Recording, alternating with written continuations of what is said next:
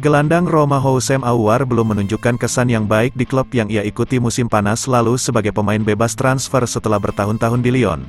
Pemain internasional Aljazair, bagaimanapun, terbukti penting dalam mengamankan kemenangan Roma baru-baru ini atas Feyenoord di babak playoff Liga Eropa dengan mencetak gol di adu penalti terakhir. Menurut Corriere dello Sport, peran Aouar di Roma kemungkinan akan meningkat dalam beberapa minggu mendatang. Surat kabar tersebut melaporkan bahwa Daniele De Rossi yakin dengan bakat dan kontribusi Aouar dan berencana untuk menambah menit bermainnya secepatnya besok bersama Torino.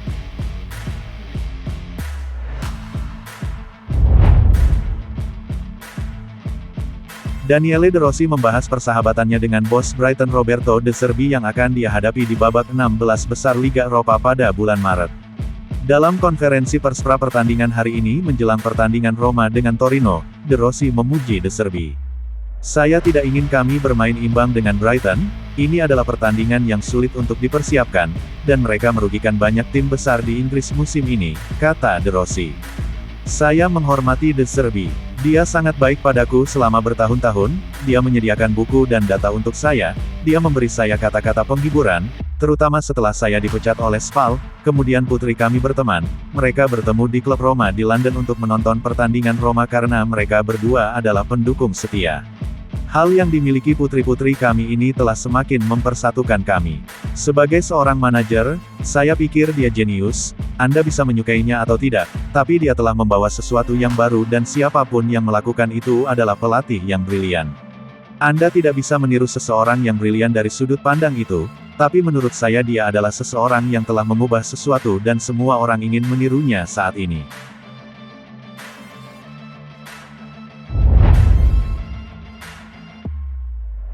Bek dan Kapten Torino Alessandro Buongiorno diminta untuk memberikan pratinjau pertandingan mendatang dengan Roma pada Senin malam, meski tidak bisa bermain pada hari Senin karena cedera bahu.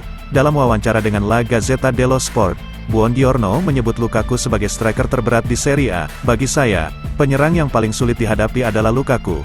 Dia sangat tangguh," kata bek tengah asal Italia itu.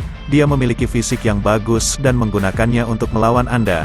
Anda harus sangat berhati-hati untuk tidak memberinya kesempatan.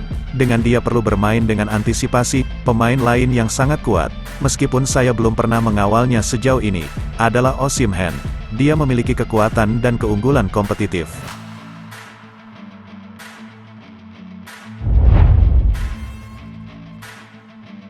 Gelandang Roma Lorenzo Pellegrini dilaporkan siap untuk kembali beraksi pada hari Senin saat Roma menghadapi Torino. Sang kapten baru-baru ini mengalami cedera otot pada pertandingan melawan Feyenoord, sehingga membuatnya diragukan tampil pada pertandingan Serie A hari Senin.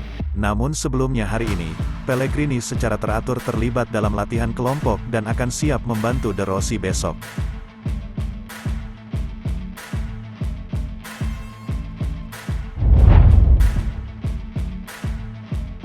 Seorang anggota staf Torino dilaporkan kedapatan memata-matai Roma menjelang pertandingan melawan Giallorossi. Seperti dilansir Corriere dello Sport edisi online, polisi Spinazzola mengidentifikasi Michele Orecchio, kolaborator Ivan Juric dari Torino, saat memata-matai sesi penyelesaian Giallorossi dengan tujuan mempelajari beberapa trik taktis lawan. Orecchio dicegat dalam pemeriksaan normal yang dilakukan penegak hukum setiap hari di sekitar pusat olahraga di Trigoria.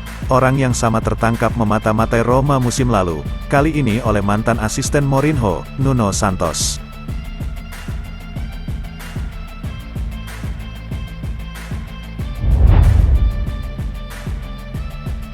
Liverpool juara usai melalui laga alot kontra Chelsea dan berjuang bersama pemain-pemain belia. Jurgen Klopp hampir tak percaya dengan pencapaian timnya.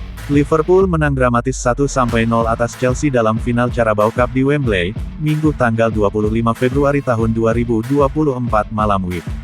Gol Virgil van Dijk pada menit ke-118 menjadi penentu kemenangan si merah dalam laga yang juga disebut sebagai Piala Liga Inggris ini. Pertandingan berjalan alot, dengan kedua tim sama-sama membuang sejumlah peluang. Liverpool tertolong penampilan gemilang kiper pelapis Kevin Hin ke leher plus penyelesaian payah para pemain Chelsea. Tapi yang bikin kemenangan ini terasa lebih greget buat Liverpool adalah mereka meraihnya dalam kondisi tak ideal.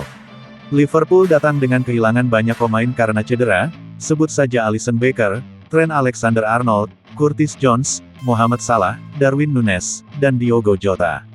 Bahkan mereka sudah harus kehilangan Ryan Gravenberch pada menit ke-27 karena tackle Moises Caicedo. Gravenberch yang diduga mengalami cedera pada ligamen pergelangan kakinya harus ditandu keluar lapangan. Dengan opsi yang minim, Liverpool pun harus mengandalkan pemain-pemain muda. Harvey Elliott dan Conor Bradley, keduanya baru 20 tahun, jadi starter.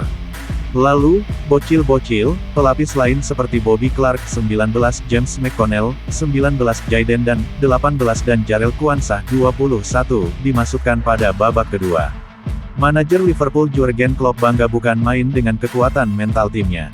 Yang terjadi di sini itu sangat gila, kayak enggak mungkin terjadi.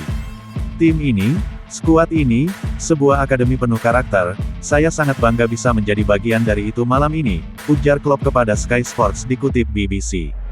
Hal yang paling gila adalah kami layak mendapatkan ini. Kami punya momen-momen beruntun, mereka punya momen-momen beruntung juga. Anak-anak unjuk gigi dan itu keren banget.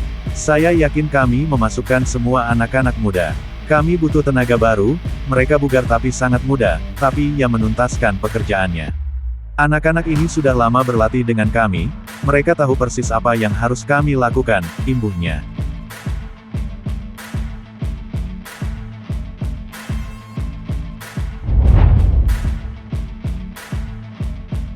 AC Milan tertahan 1-1 oleh Atalanta di kandang. Rossoneri sempat unggul dulu tapi penalti Teun Koopmeiners bisa memaksakan hasil imbang. Milan vs Atalanta tersaji di San Siro pada laga lanjutan Serie A, Senin, 26/2. Milan tampil dominan sepanjang 90 menit.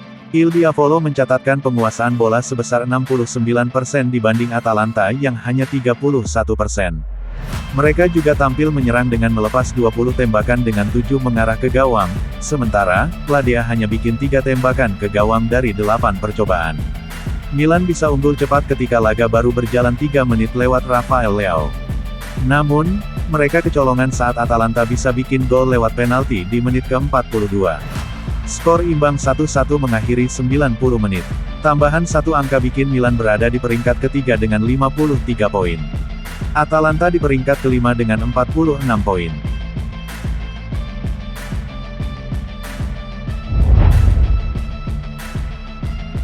Juventus harus bekerja ekstra untuk menundukkan Frosinone dalam duel pekan ke-26 Serie A 2023/2024, Minggu tanggal 25 Februari tahun 2024. Skuad Massimiliano Allegri menang dengan skor 3-2. Bermain di Allianz Stadium, pertandingan ini seharusnya relatif mudah bagi Juve. Frosinone saat ini ada di peringkat ke-15 klasemen sementara, dekat dengan zona degradasi. Meski begitu, kali ini jelas Juve kerepotan menghadapi perlawanan tim tamu. Mereka sempat unggul, tapi kemudian balik tertinggal, beruntung bisa kembali unggul di ujung laga. Kemenangan yang krusial bagi Juve, setelah 4 laga banyak kehilangan poin.